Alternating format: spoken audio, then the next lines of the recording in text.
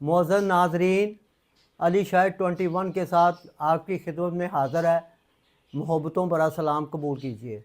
मोअज़्ज़ज़ नाज़रीन, मैं आपका बेहद मशकूर हूँ कि आप मेरे प्रोग्राम और मेरे चैनल को लाइक भी कर रहे हैं और सब्सक्राइब भी कर रहे हैं और मुझे अपने मुफीद मशवरों से आगाह भी कर रहे हैं।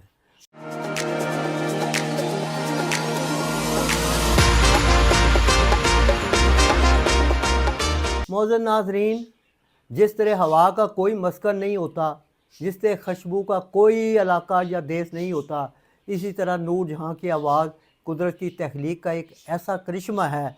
इनकी ज़ात, इनकी आवाज़ के साथ कभी माजी का सीगा इस्तेमाल नहीं हो सकेगा। नूर जहाँ ने मौसीकी की दुनिया को इतना कुछ अता किया हुआ है कि हर दौर में उनके नगमे, उनके गीत और उनकी फ़िल्में पहले से ज़्यादा खूबसूरत लगती हैं। सदाबहार का लफ्ज़ शायद मलका तरन्नुम नूरजहाँ के लिए ईजाद हुआ था। नूरजहाँ के फ़नी सफ़र की खिदमात और हालात की ज़िंदगी पर जितना कुछ लिखा गया है, लिखा जा रहा है और लिखा जाएगा, इसका अहाता बहुत मुश्किल है। उसे शायद तोला भी ना जा सके। फिर उन बेशुमार दिलों की धड़कनों का अंदाज़ा कैसे करें जिसमें नूरजहाँ का फ़न रचा बसा हुआ है। हम अपने इस दौर में भी उसको ऐसे लगता है कि नूरजहाँ अब भी ज़िंदा है। इसलिए हम कोशिश करते हैं कि आपको वो मालूमात फ़राहम की जाएँ जो इंशाअल्लाह ताला वो आपको नई हों और आपके मालूमात में इजाफ़ा करें। नाज़रीन, शायकीन के लिए बातें तो बहुत कुछ हैं, लेकिन आपको पता है नूरजहाँ, सबको पता है कि नूरजहाँ 1925 में कसूर में पैदा हुई। उनकी वालदा कसूर की मशहूर मुग़न्निया थी। नूरजहाँ की उम्र जब 9 साल हुई तो उसकी माँ उसे लाहौर ले आई।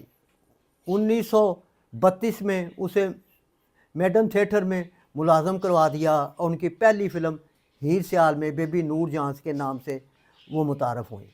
इसके बाद उन्होंने गुल बकौली, सस्सी पुन्नू, यमला जट, चौधरी में अपनी अदाकारी के जौहर दिखाए। 1938 में नूरजहाँ ने अपनी बड़ी बहन ईदन बाई के साथ थिएटरों में काम करना शुरू कर दिया और मुख्तलिफ़ शहरों में वो गाती रहीं। फिर उसके बाद नूरजहाँ ने इस थिएटर को खैरबाद करके वो फ़िल्मी दुनिया में आ गई और फिल्म और डायरेक्टर पंचोली के स्टूडियो से वाबस्ता हो गई। वो पंचोली के स्टूडियो में मुलाज़म हो गई और 500 रुपये महीना मुहार पे उनकी वो मुलाजमत थी और उन्होंने पहली फ़िल्म ख़ानदान की हीरोइन मुंतखब हुई। उनके साथ ख़ानदान में परान हीरो थे। इसी दौरान नूरजहाँ और शौकत हुसैन रिज़वी की मोहब्बत का आगाज़ हुआ तो नूरजहाँ के भाइयों ने उनके ख़िलाफ़ मुकदमा भी दायर करवा दिया।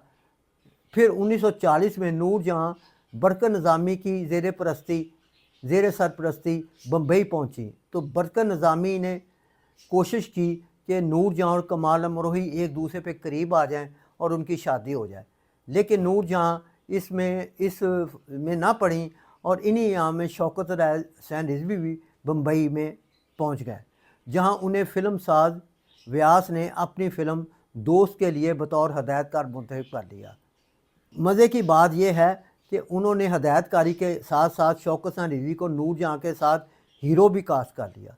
बरकत निज़ामी को इसका बहुत रंज हुआ और इल्म हुआ तो उन्होंने बहुत मुखालफत की, लेकिन व्यास के ने जो क्योंकि एग्रीमेंट किया हुआ था इसलिए उन्होंने उनकी ना सुनी और नूरजहाँ और शौकत हुसैन रिज़वी को मुलाकात के मौके फराहम किए और वो करीब से करीब तर होते चले गए। अब शौकत हुसैन रिज़वी नूरजहाँ ने इसी दौरान खुफिया निकाह कर लिया और नूरजहाँ कैटर रोड पर शौकत हुसैन रिज़वी के फ्लैट में आ गई। बरकत निज़ामी और नूरजहाँ के भाई ने दोनों को जुदा करने के लिए हर मुमकिन कोशिश की, गुंडों से हमले भी करवाए, लेकिन वो नूरजहाँ और शौकत हुसैन रिज़वी के को अलग करने में नाकाम रहे। नूरजहाँ ने मुतमिन होकर दोबारा फिल्मी दुनिया में काम शुरू कर दिया और वो मुकदमात से बरी हो गई चूँकि उनका वो शादी हो चुकी थी। उसके बाद वो शौकत साहब के सामने नौकर, नादान, मन बदाई, भाईजान, जीनत और फिल्म दिल में अदाकारी के जौहर दिखाए। ये नूरजहाँ के अरूज का ज़माना था। महबूब खान ने भी अपनी फिल्म अनमोल घड़ी में सुरैया के साथ मलका तरन्नुम नूरजहाँ को लिया। ये फिल्म भी सुपर हिट साबित हुई। शौकत खान रिजवी ने अपनी फ़िल्म जुगनू में दिलीप कुमार के साथ लिया और ये हिंदुस्तान में नूरजहाँ की आखिरी फ़िल्म थी। तकसीम के बाद दोनों मियाँ बीवी पाकिस्तान आ गए।